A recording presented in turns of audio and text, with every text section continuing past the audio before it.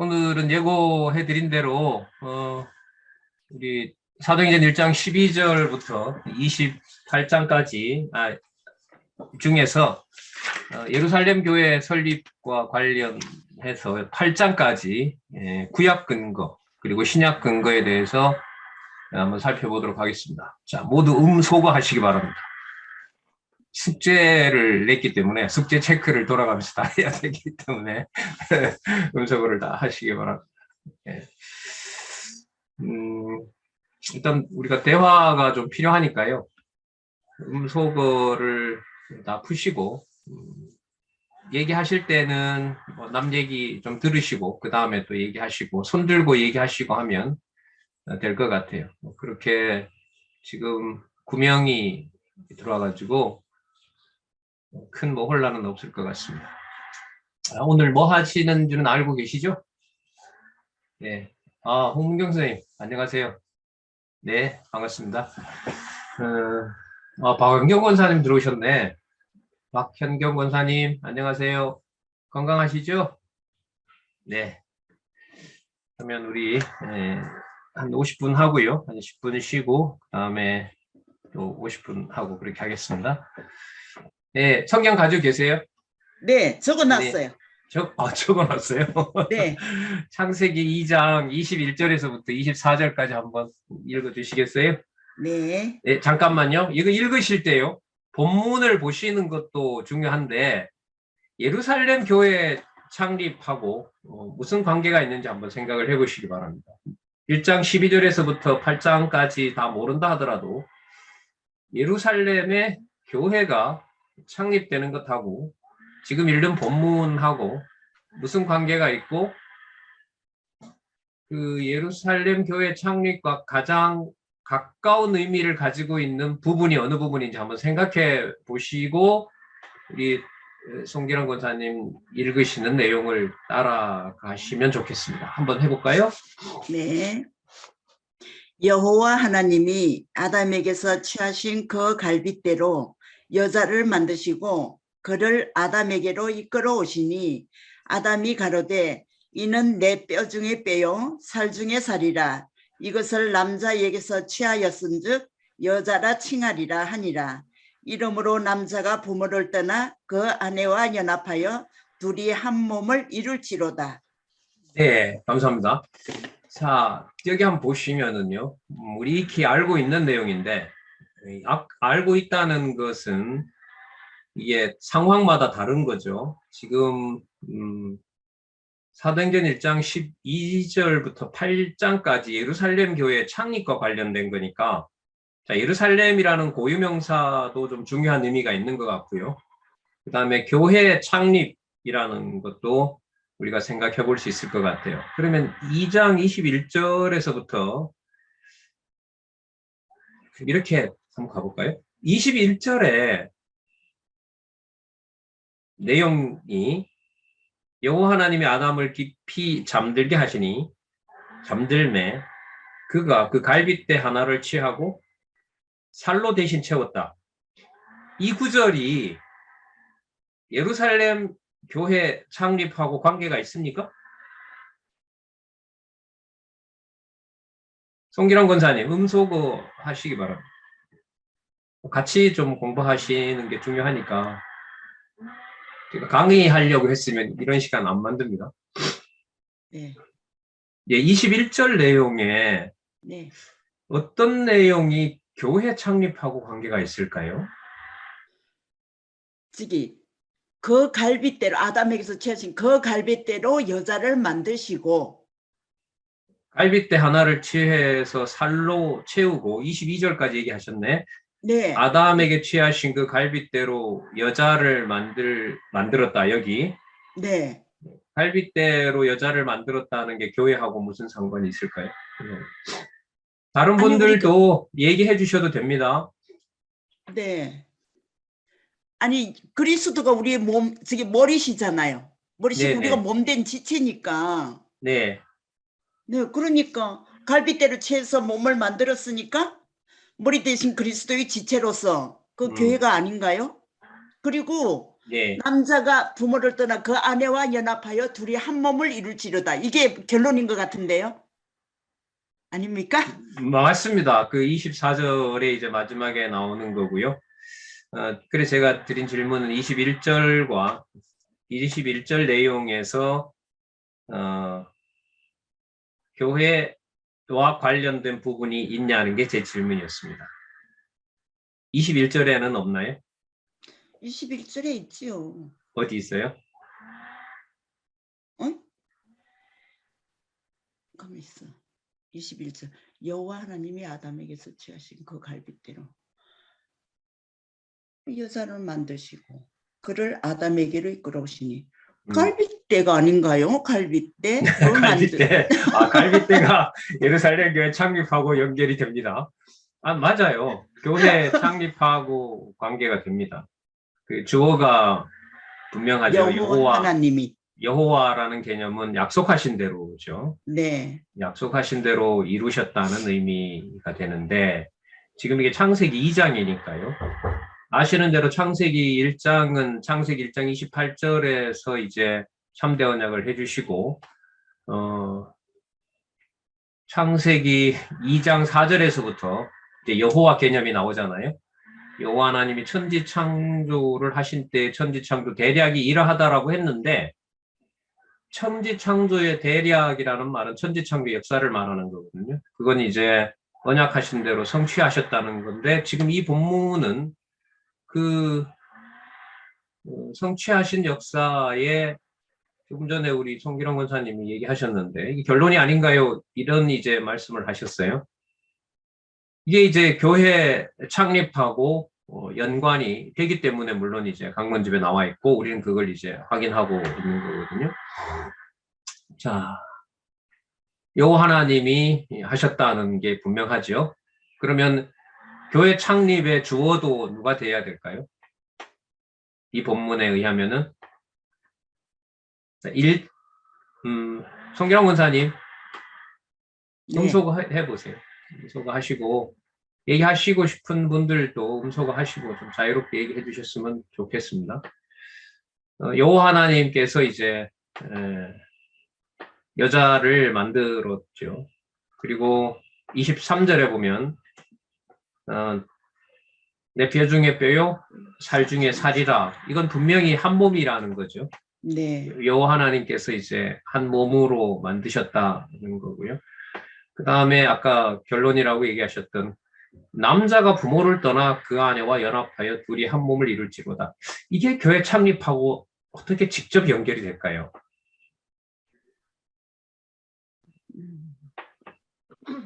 남자가 부모를 떠난다라는 게 그러니까 뭐 아담이 떠나는 건 아닐 텐데요. 이게 뭐 내용상으로 보면 아담하고도 관계가 되겠네요. 여호와님께서 네. 그의 아들 그리스도. 그리스도와 물론 연관이 됩니다. 아담하고 관계가 될까요, 이게? 아담이 그리스도의 예표니까요. 실제. 그럼 아담은 부모를 떠났습니까? 아담이? 아니 네. 여호와 하나님께서 그렇게 이런 공부를 해본 적이 없어가지고. 그러니까요. 제가 지금 이 시도하는 게 뭐냐 하면 본문의 어떤 대충 그러하다라는 것으로는 이 해당되는 본문하고 그 다음에 구약 근거의 내용들이 몇 마디가 지나면은 말하기가 어려워져요. 그래서 이게 우리가 지금 치중하고 있는 이제 본문 공부의 중요성하고도 관계가 되거든요. 자, 이 말에 동의하십니까? 하나님께서 아담을 내보냈어요. 떠나게 해버렸습니다. 맞습니까? 에덴 동산에서 하나님께서 아담을 그냥 거기 살게 했습니까? 아니면 내보내버렸습니까? 내보냈어요. 내보냈죠. 그럼 하나님이 뭐 했냐면 떠나게 하신 거죠. 네. 떠나게 하신 거죠. 뭐 범죄하고 이걸 떠나서요. 하나님께서 나중에 그 그리스도를 이 땅에 역사적으로 이제 보내시잖아요. 성취하신단 말이죠. 부모로부터 떠나는 것하고 아까 관계가 있다고 하셨는데, 뭐 일정이 일단 동의합니다, 저도. 그러면은 지금 이 본문을 보면 남자가 부모를 떠나 그 아내와 연합하여 둘이 한 몸을 이룰지니라 했는데 누가 자식을 떠나 보낸 거죠? 아담을 떠나 보낸 겁니까? 하나님이 보내신 거죠. 네, 여호와 하나님이. 왜 보냈냐 하면 뭐 하게 하려고요? 둘이 한 몸을 이루게 하려고 보낸 거란 네. 말이죠. 예. 자, 그러면 이것하고 예루살렘의 교회가 창립되는 것하고는 어떤 관계가 있을까요? 예루살렘의 교회가 창립될 적에 예, 부활 승천하신 예수께서 예. 성령을 보내셔가지고 예, 교회를 창립하셨잖아요. 참여하셨죠. 네, 자, 여기서 이제 또 우리가 이제 구약 배경의 전체적인 부분을 좀 생각해 볼 필요가 있는데, 예루살렘이 어떤 곳인가요? 예루살렘이? 여호와께서 택한 시온성, 여호와 택한 이름을 시온성. 두신 곳. 그리고 동시에 선지서의 그 맥락으로 보면 그 예루살렘은 당신의 이름이 들어있는 성전이 불탄 곳이기도 하죠. 아, 네, 그죠? 네, 이게 선지서의 어떤 전체 맥락하고도 또 연관이 돼요. 이게 사도행전 교회 설립을 통한 성취의 많은 부분 이게 지금 전제가 좀 된다고 보는데 선지서의 내용으로 보면 예루살렘은 여기 모형적인 광야 교회를 세우도록 섭리하셨다고 했잖아요. 네, 그 모형적인 광야 교회와 예루살렘에 세운 그 바벨론에 의해서 멸망하기 전에 또 바벨론에서 불타버린 그 예루살렘 성전은 실체인가요? 모형인가요? 모형이죠. 모형이죠. 네, 그 자기 이름이 든 성전까지도 불에 타게 해버렸잖아요. 네, 그리고 여호와의 이름을 감히 부를 수 없는 상황이 되도록 하셨고요. 자, 그럼 그 상황이 예루살렘 예루살렘에 교회가 창립되도록 하는 역사와 관계가 깊을까요? 있죠. 매우 깊죠. 선지서 전체가 주제가 뭐냐면 패망과 회복이니까요. 회복이니까. 그럼 그 패망 속에 무엇을 다 패망시킨 거죠? 모형적인 것들을 전부 패망시키고 실체로 성취하시는 것을 약속해 주는 내용이잖아요.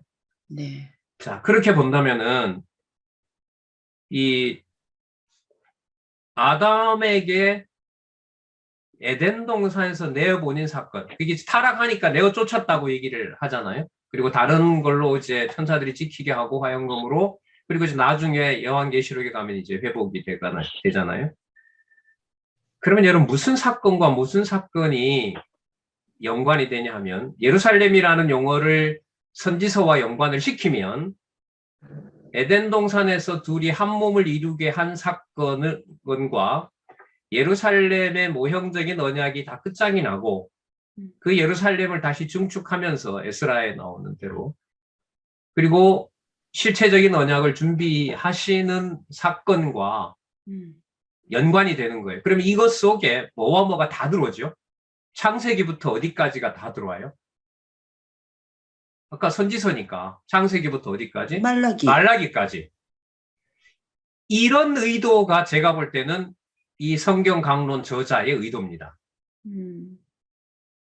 저도 이제 많이 물었는데 이 구절 말고 다른 구절도 있는데 왜 이런 구절을 하필 이 구절을 쓰셨습니까? 라고 이제 질문을 드렸더니 이제 안내 의미가 크다고 얘기를 하시면서 본인의 본래 뜻은 구약 근거를 만약에 신약 강론할 때 쓴다고 하면 창세기부터 그냥 말라기까지 다 쓰고 싶다는 거예요.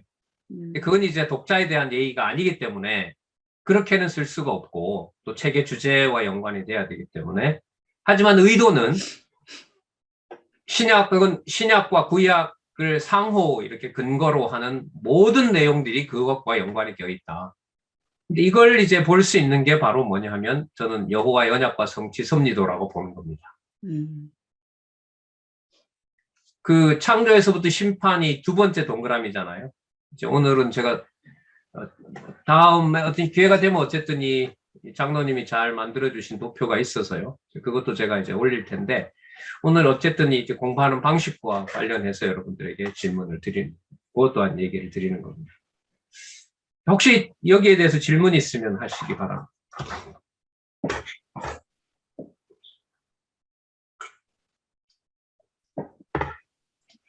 자, 그러면 예루살렘 교회 창립이라는 주제와 지금 살펴본 창세기와 또 예루살렘과 관련한 그 선지서까지 구약 성경 전체가 뭐와 연관이 된다?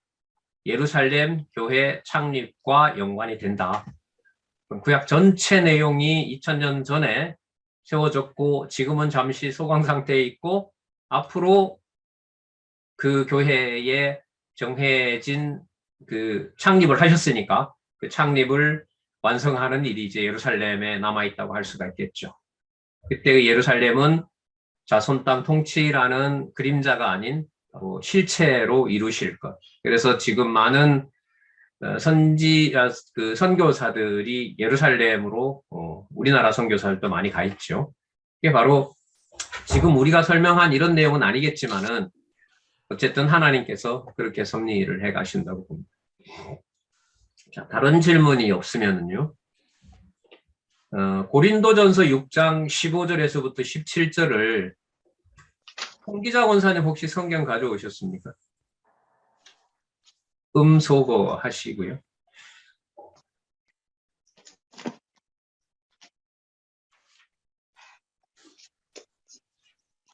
홍기자 권사님 혹시 성경 준비됐어요? 아, 가지러 가셨어요? 그러면 저기 송기랑 권사님 다시 네. 한번 부탁할까요? 6장 15절부터 17절. 다른 분들도 성경 준비해 주시고요. 네. 너희 몸이 그리스도의 지체인 줄을 알지 못하느냐? 내가 그리스도의 지체를 가지고 창기의 지체를 만들겠느냐? 결코 그럴 수 없느니라. 창기와 합하는 자는 저와 한 몸인 줄을 알지 못하느냐? 일러서되 둘이 한 육체가 된다 하셨나니 주와 합하는 자는 한 영이니라. 여기는 이제 아까 우리 읽었던 2장 창세기 2장 21절하고 24절하고 바로 직결이 되죠. 육체적인 어떤 한 몸을 이루는 것이 바로 그리스도를 머리로 해서 우리가 같이 뭐가 되는 지체가 된다는 것하고 바로 연결이 됩니다. 이거는 뭐 크게 어려움이 없을 거라고 생각을 해요. 근데 우리가 이제 신경이 쓰이는 게 뭐냐면 이 고린도전서의 전체 주제와 지금 이 고린도전서니까요. 고린도전서의 의미가 뭐냐 하면은 단합과 일치잖아요. 그렇죠? 그리고 본문 내용에 들어가 보면 분열이 그냥 극에 달해 있는 교회고 또 부도덕한 일들이 교회를 망치고 있는 그런 내용들인데 바로 그 맥락에서 지금 이 6장 15절에서부터 17절 내용이 나와 있잖아요. 이게는 뭐 큰 이의가 없는 것 같아요. 아까 창세기 2장 21절에서부터 24절과 바로 이제 연결이 된다고 봅니다. 에베소서 5장 31절에서부터 32절까지 한번 볼까요?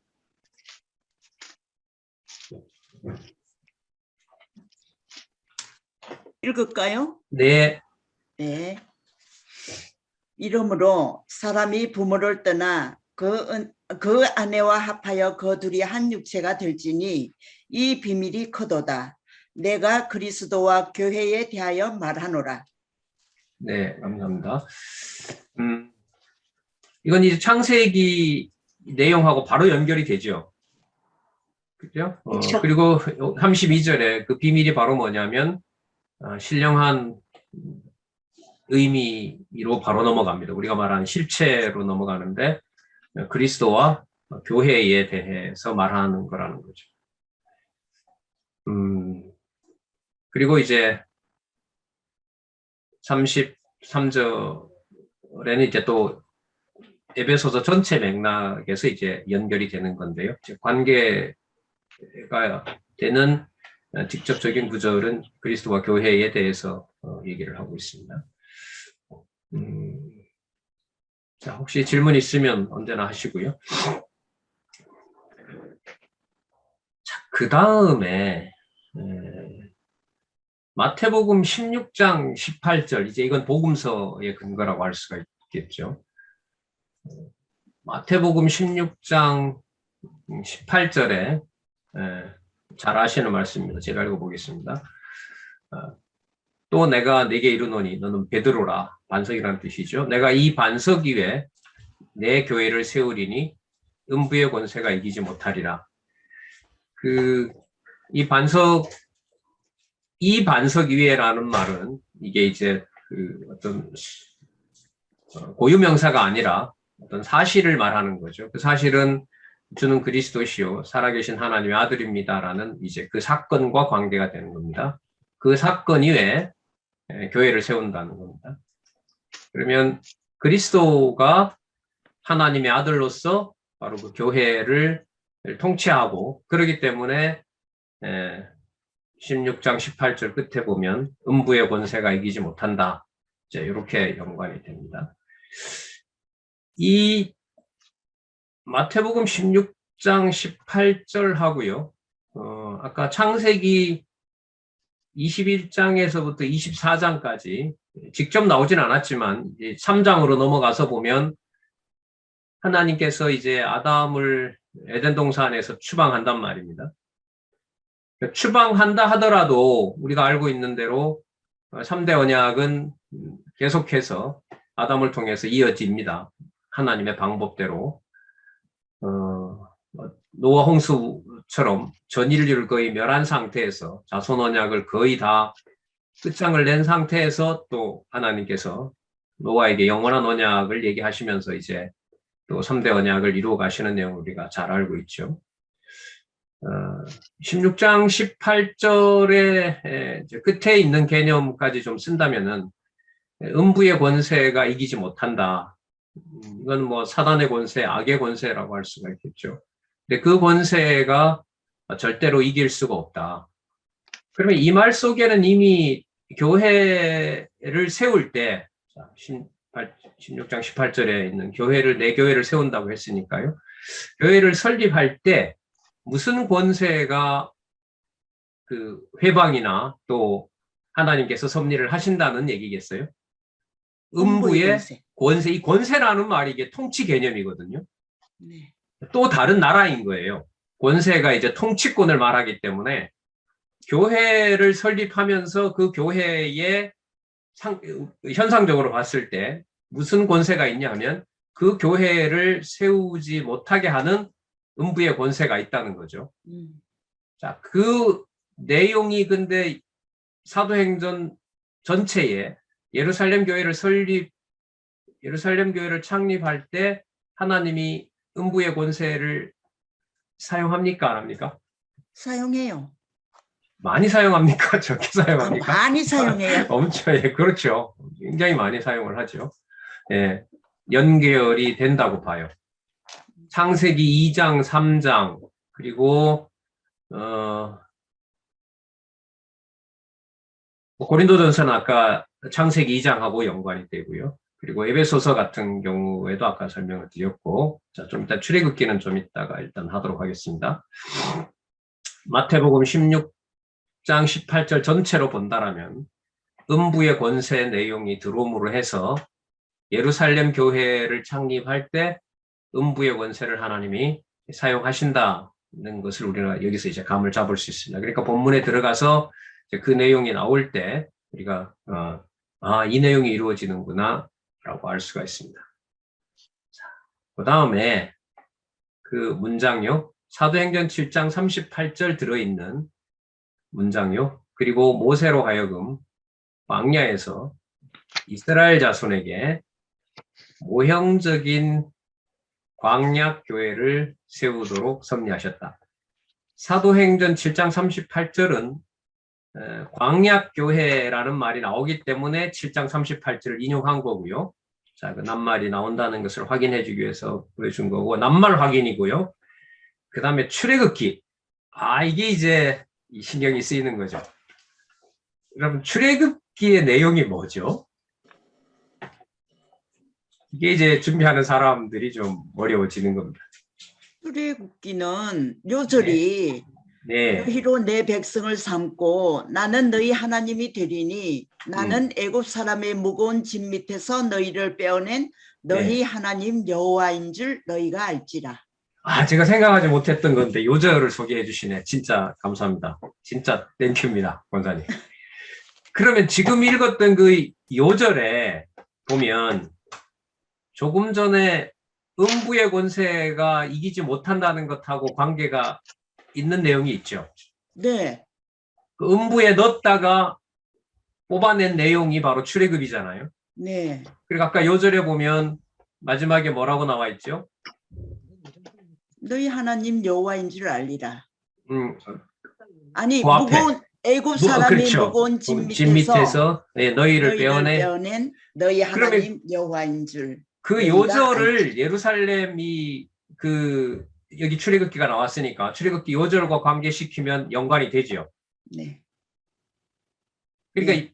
예루살렘이라고 하는 어떤 그 육체적인 어떤 육신적인 그 예루살렘 교회 예루살렘에 있다고 해서 그게 신령한 교회를 말하는 건 아니거든요. 그러면 그 예루살렘에서도 선지서에 나오지만은 남은 자가 있잖아요. 그 남은 자는 누구냐 하면 실체적인 자손 중에서 하나님 나라 교회를 성취하실 백성을 하나님이 남겨놓은 거라고 할 수가 있겠죠. 지금 요절하고도 직접 관계된다는 것을 말씀을 드리고 싶고요. 자, 그럼 출애굽기로 가서 한번 살펴보면 요절은 그게 맞아요. 근데 출애굽기 구조를 보면 이게 단순하지가 않아요. 자, 출애굽기 1장에서부터 18장은 어디와 연결이 되냐 하면 창세기 37장에서부터 출애굽기 18장까지 내용인 언약 자손의 번창이에요. 그리고 언약 자손의 번창 속에 보면 애굽의 고난당하는 내용이 나오죠. 출애굽기 초반에 보면. 자, 개론도 있어야 됩니다. 출애굽기 1장에서부터 10장까지 보면 출애굽기 1장의 제목이 뭐냐 하면 주제가 바로가 자손을 학대하는 내용입니다. 그리고 이제 모세를 소명을 하고요. 그 다음에 5장에서부터 10장까지 바로에게 도전을 시행합니다. 9가지를 보여주고 마지막에 자손들을 이제 이끌어 나오기 위해서 최후의 도전을 하게 하는 내용이거든요. 그리고 애굽에서 완전히 벗어난 사건이 14장에서부터 15장까지 홍해에서 승리하도록 해요. 그리고 홍해를 건너게 하는 거죠. 홍해를 건너게 한 것은 어디에서 벗어난 거죠? 아까 그 요절하고 관계가 있는 거죠. 애굽에서 그렇죠. 애굽에서 완전히 벗어난 겁니다. 그래서 이제 광야로 기다리고 있는 게 아니라 광야를 지금이 사도행전과 연관을 시키면은 광야를 하나님은 애굽 땅보다 부요하지 않게 보이지만 그게 바로 뭐가 된다는 거죠? 교회가 된다는 거죠. 그게 바로 광야 교회 아니겠습니까? 네. 네. 놀라운 해석이죠, 진짜. 그 다음에 15장에서부터 15장 22절에서부터 18장은 한 1여년 기간이 지나는데 어디까지 오는 기간이냐면 시내산 앞에 도달하는 거예요. 그럼 시내산 앞에 도달해서 시내산에서 굉장히 중요한 사건이 일어나죠. 시내산에서 뭘 받냐 하면 율법을 받잖아요. 그죠? 네. 근데 이 내용은 출애굽기 19장에서부터 출애굽기 40장까지 끝나는 게 아니라 출애굽기 19장에서부터 레위기까지 시내산 언약 수립 한 가운데 들어있어요.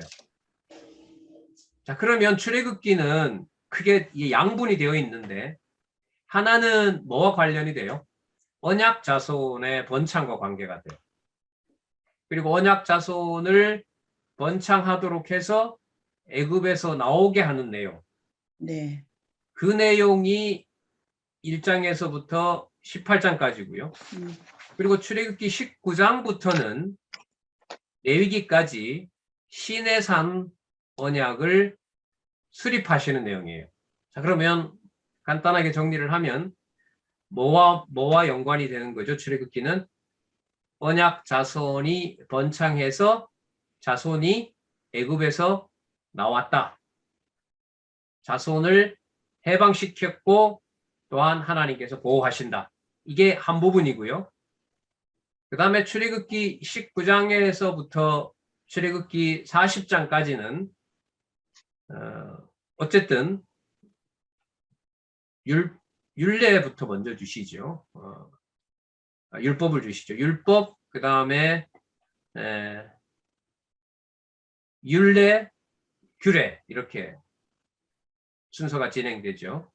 율법의 계명 수요 다음에 율법의 율례, 그 다음에 율법의 규례 이걸 수여하는 내용이 31장까지고 34장부터는 그 파괴했던 돌판을 다시 주시면서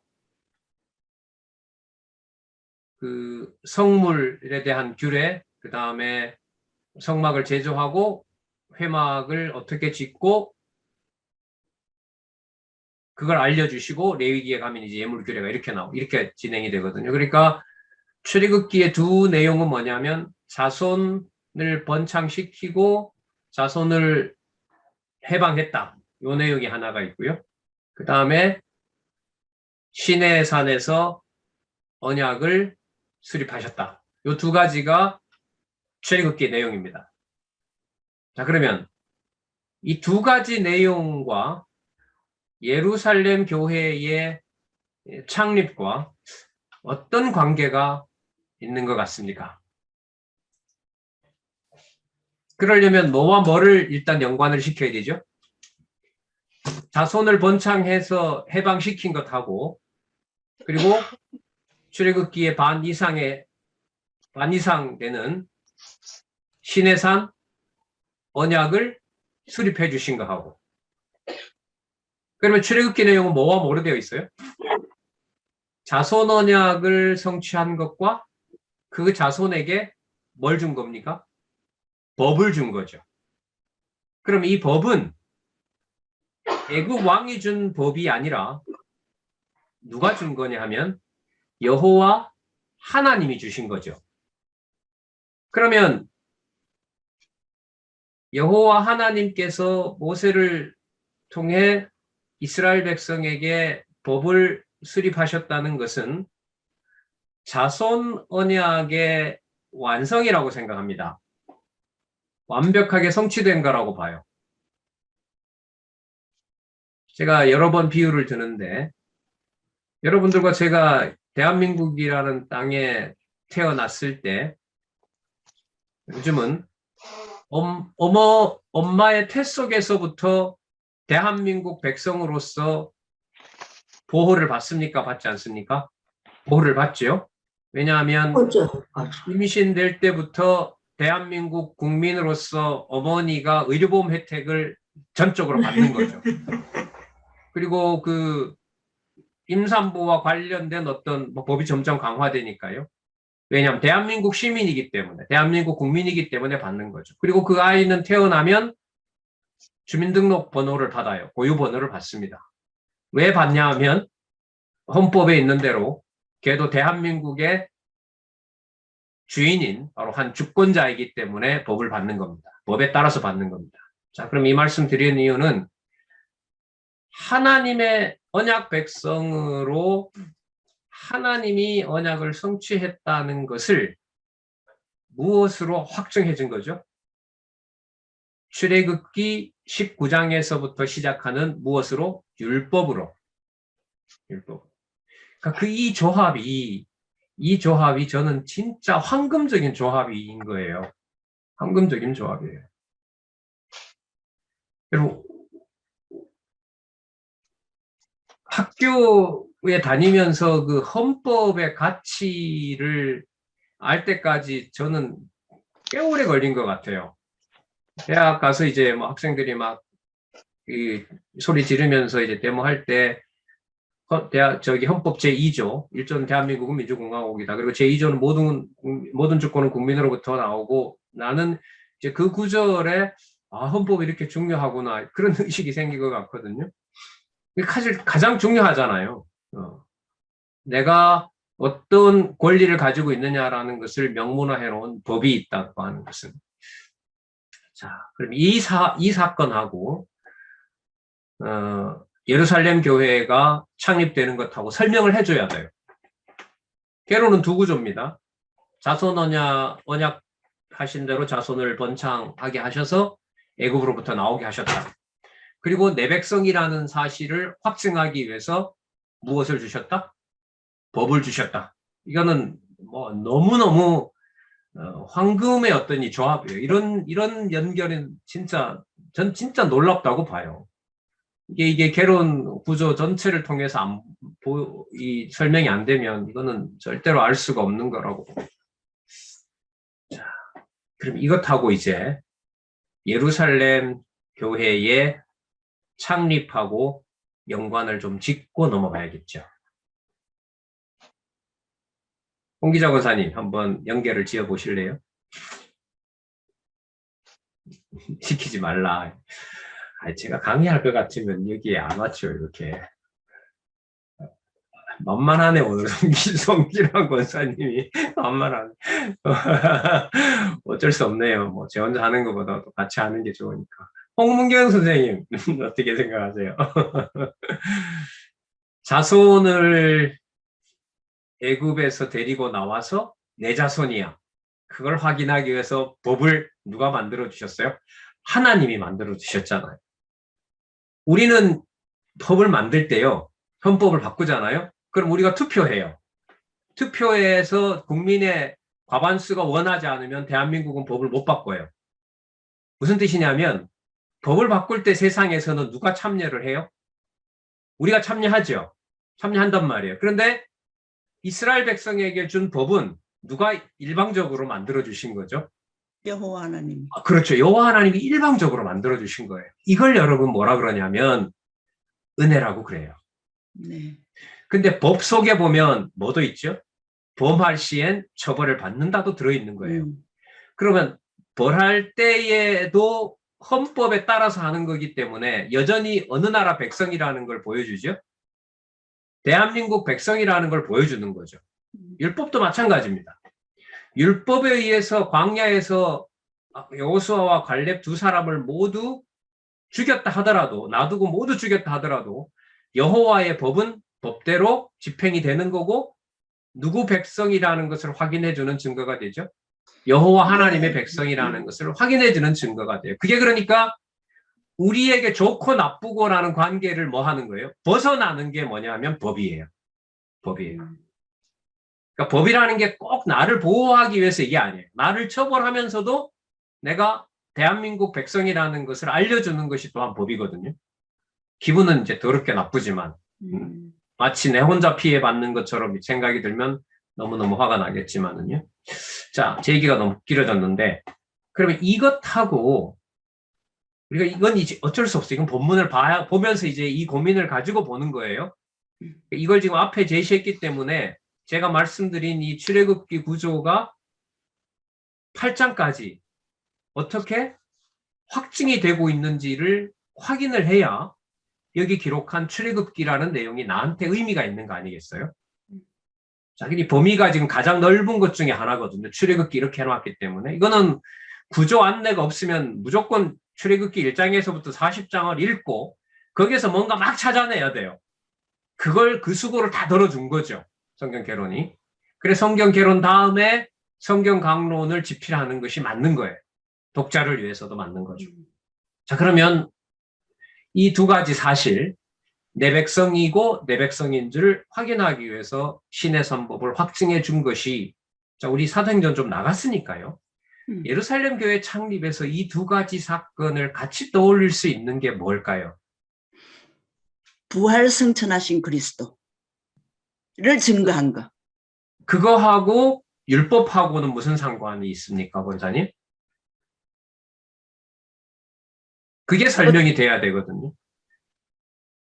율법하고는 저기 뭐야 구약에서 네, 이게 메시아가 왔을 때 저기 그 구약의 선지서나 모든 거에서 메시아가 오실 거라는 걸 확증해 줬을 뿐더러 저기 뭐야 거기 확증해 주고 또 저기 뭐 하여간 그거 하실 것까지 죽고 부활하실 것까지 이렇게 모형은 패하고 실체적인 언약이 성취될 것까지 이렇게 언약을 하시면서 그리스도가 지금 뭐야 지금 이사야 53장에 보면 그 지금 뭐 너희 뭐 네네네. 네, 자, 이제 그거고 우리 그렇게 이사야까지는 일단 가지 말고 출애굽기 18장에서부터 출애굽기 40장까지 시내산 언약을 수립하셨고 30장에서 1차적으로 수여하신 다음에 돌판이 깨어지고 다시 34장에서부터 이제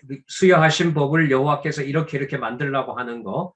그러니까 율법에 언약하신 대로 그 언약도 이루시는 분이라는 사실을 우리가 알 수 있거든요. 그 율법 수여 내용하고 예루살렘의 교회가 창립되는 것하고 무슨 상관이 있을까요? 이게 한 부분 설명이 돼야 되거든요. 생각을 안 해봐가지고. 그러니까 이 얘기가 어디서부터 이제 권사님 하신 얘기가 이제 권사님 스스로 이제 본인한테 생각을 하건 남한테 얘기를 하건 간에 설명이 되잖아요. 아까 부활 승천이라고 하셨잖아요. 네네. 예수님의 부활 승천이라는 게 권사님 입에서 나왔기 때문에 그 말을 출애굽기와 연관을 시켜야 되는 거예요. 맞죠? 네. 맞습니다. 부활 승천 얘기 나와요. 사도행전 1장 12절에서부터 8장까지. 그런데 지금 근거가 뭐가 있냐면 출애굽기가 있는 거예요. 네. 출애굽기는 제가 안내를 해드렸어요. 자손을 애굽으로부터 해방시켰고 시킨 자손이 내 자신이라는 것을 애굽의 법이 아닌 지금부터 내 법을 따라야 되고 내 백성이기 때문에 그걸 시내산 언약이 확증해줬다는 거죠. 그건 이제 이해가 되시잖아요? 네. 그런데 이제 권사님은 거기에서 이게 예루살렘 교회 창립과 무슨 상관이 있어요? 라고 얘기를 했더니 예수님의 부활과 승천요. 이렇게 얘기하신 거예요. 네. 그거는 제가 준비한 건 아니에요.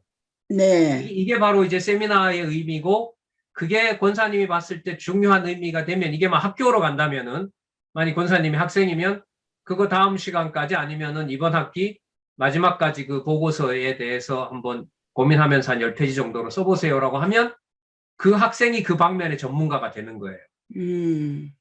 이게 이제 함께 모여서 세미나를 하고 또 다른 사람들이 봤을 때는 예수님의 승천보다가는요.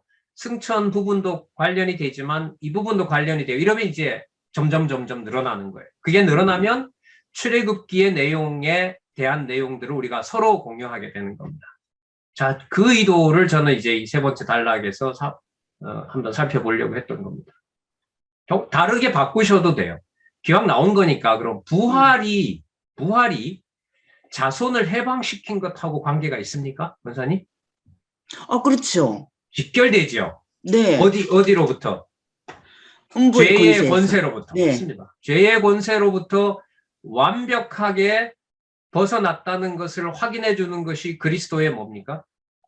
부활이죠. 부활. 네네. 부활이죠. 그리고 베드로의 입에서부터 우리가 이제 복습한다는 의미에서요. 다음 2월부터 이제 물론 시간을 정할 텐데 나간 진도에 대해서 저는 이제 구약 근거, 특히 이제 이런 부분들요. 이런 부분들에 대해서 이제 신구약을 하나로 이제 연결하는데 이제 초점을 맞출 텐데요.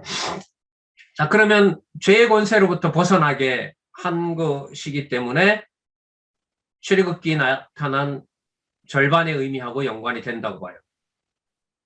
베드로의 강론도 그렇고 또 누가 순교하잖아요. 베드로 이후에 누가 순교하죠? 예루살렘에서 야고보, 스데반 집사가 야고보, 스데반, 야고보도 이제 나중에 그 순교하고요. 그 전에 스데반이 순교하죠. 스데반. 네, 그러면요, 그 스데반의 강론과 베드로의 강론 내용에 보면 모두 구약 사실을 근거로 강론을 합니다. 기억나세요? 네, 네, 구약을 다 정리하잖아요. 네, 근데 지금 이 저자는 출애굽기를 들었기 때문에 출애굽기로 좁혀서 생각을 해봐야 되는 거예요. 출애굽기의 연관은 우리가 지금 지었습니다. 어디로부터 해방? 죄의 권세로부터 해방. 애굽에서부터 해방시킨 것처럼. 자, 이 문제는 이제 해결이 됐어요. 출애굽기 절반 해결된 거죠. 그러면 그 부활을 하신 것하고 죄의 권세에 승리하고 죄의 권세로부터 자기 백성을 승리할 수 있도록 확증해 주신 것하고 법하고는 이스라엘 백성에게 율법을 준 사건하고 예수님이 부활하셨다는 것을 증거하면서 사도들이 율법과는 어떤 관계를 지어 놓은 건가요?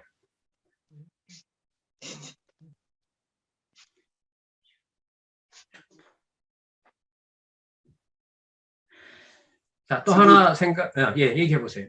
아니, 이게 지금 본문 중에 지금 천하 어떤 이름으로도 구원을 받을 수가 없고, 그건 이제 앞부분에 보강되는 그, 근거가 되죠. 네네네. 보강되는 거예요. 근데 지금은 이제 제가 신의 산에서 율법을 준 것과 부활과 무슨 관계가 있냐는 게 제 질문입니다. 권사님이 그 낱말을 사용을 하셨기 때문에. 네. 모르겠어요. 뭐 다른 분. 모르겠어요. 저는요. 네. 그 교회 그 예루살렘 교회 창립과 그 선생님이 저기 교수님이 얘기한 것처럼 율법하고 그 자손 신의 산에서 율법 받은 거 주신 거. 네네. 제 생각에는 신약에 와서는 예수가 그리스도라는 사실을 구약에서 그 삼직을 가지고 오시잖아요. 예. 가지고 오셔가지고 이분이 예수 그리스도께서 구약에 주었던 그 율법이라는 그 용도나 율법의 하는 그 역할이 있잖아요. 죄인들 제사를 통해서 죄인되게 해서 그 제사를 보면서 나는 항상 죄인이라는 거. 그 죄 안에 들어갔던 거를 신약 시대에 예수님께서 약속대로 삼직을 가지고 오셔서 그 죄에 얽매였던 그 자손을 예수님께서 십자가의 부활로 그 율법에 대해서 다시 한번 재해석해 주시고 어떻게 재해석하는 거죠? 그러니까 구약의 율법이 지켜야 된다. 지켜야 되고 항상 죄를 지었을 때 양을 대신해서 나를 대신해서 뭔가를 오케이, 맞아요. 지금 다 나왔는데 이걸 간단하게 말하면 율법의 기능이 있죠. 무슨 기능과 무슨 기능? 정죄와 사죄 기능이 있는 거예요. 그러면 정죄와 사죄 기능은 부활하신 누구가 완성을 하고 다 이루신 거죠? 예수님. 그렇죠. 그리스도가 죽으시고 부활하시는 것이 신의 산 율법을 주신 것이 성취된 거예요. 이해가 되시죠? 네. 그러면 사망 권세를 이기시고 당신이 언약 자손을 실체적인 거죠. 이제는 실체적인 언약 자손을 예루살렘에서부터 이건 약속하신 대로 예루살렘에서부터 확증하시고 그 법을 누가 이루심으로 그리스도가 이루심으로 율법의 모든 조항들을 누가 이루신다는 거죠. 그리스도가 이루실 것을 확증해 준 사건이 바로 뭐냐면 송기령 권사님이 조금 전에 얘기했던 부활과 관련이 있습니다라는 것하고 관계가 되는 거예요.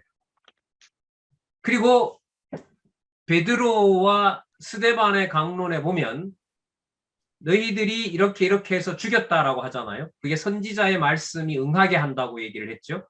그리고 하나님께서 어떻게 하셨다? 살아나게 하셨다. 부활시키셨다는 겁니다. 그래서 그분이 승천하셨고 그분이 바로 구약에 언약하신 메시아다 이렇게 얘기를 한단 말입니다. 그러니까 신의 산에서 준 율법의 중요한 기능인 정죄와 사죄 기능을 그리스도가 다 완성하심으로 언약 자손이 하나님의 언약 자손으로 성취를 누가 하신 것이다? 여호와께서 하신 것이다라는 본래 주어로 돌아오게 되는 겁니다. 그래서 부활했어 우리에게 좋아 이렇게 가시면 안 돼요. 이게 설명이 안 됩니다. 부활시킨 그 사건이 부활하신 사건이 바로 여호와께서 출애굽기에 있는 내용을 이루신 것입니다. 그리고 결론은 그걸 누가? 여호와께서 약속하신 그리스도를 통하여 완성하신 것입니다.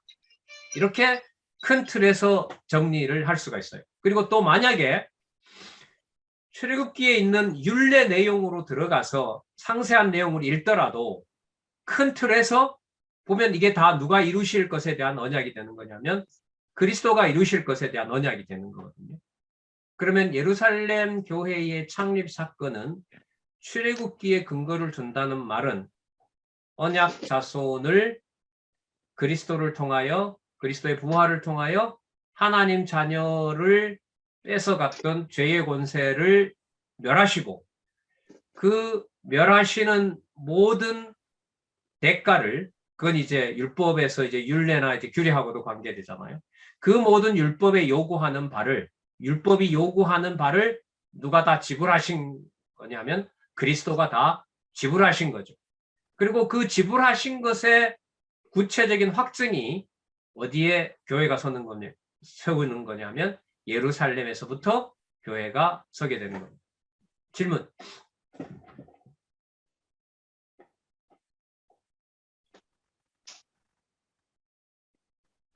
이해가 되세요? 안 되세요?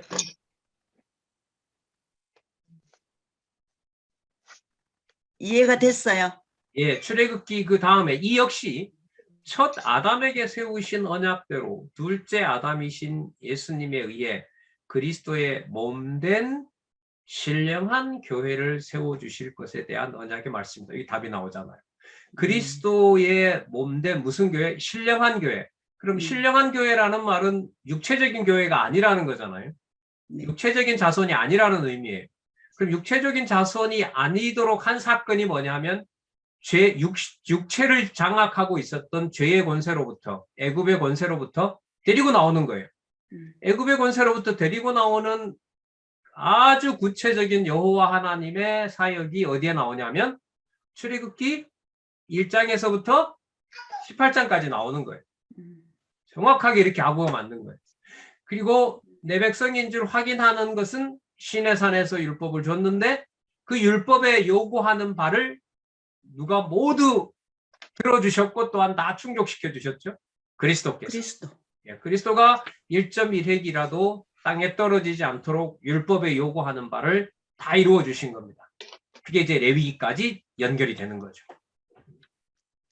그러면 예루살렘 교회의 창립의 의미를 이 출애굽기 내용과 연관시켜 놓고 본다면은 육체적인 예루살렘이 끝나는 게 한번 생각해 보세요. 예루살렘 나중에 망하잖아요. 처참하게 망하잖아요. 그 좁은 동네에 가보진 않았지만 사진으로 봐도 그 좁은 예루살렘에 50만 명을 학살하거든요. 로마가. 피가 너무 나서 그 말 발목에 차서 엉겨서 진군이 안 될 정도로 너무 죽이니까 당시 헤로드 왕도 말렸다고 그러죠. 기록에 보면. 됐다 그만 죽여라. 근데 로마는 너무너무 화가 나 있었기 때문에 근데 그게 누구 약속대로 된 거죠? 그리스도께서 돌 하나 돌 위에 돈 놓이지 않고 다 멸한다고 했잖아요. 방법은 상상할 수 없는 방법을 한 겁니다. 자, 다시 돌아오면 이 맥락에서 봤을 때 부활하신 사건, 그것이 신령한 자손을 자기 백성으로 확증해 주시고 그 백성에게 요구하는 모든 법을 이루어 주시는 사건의 완성이 부활이라면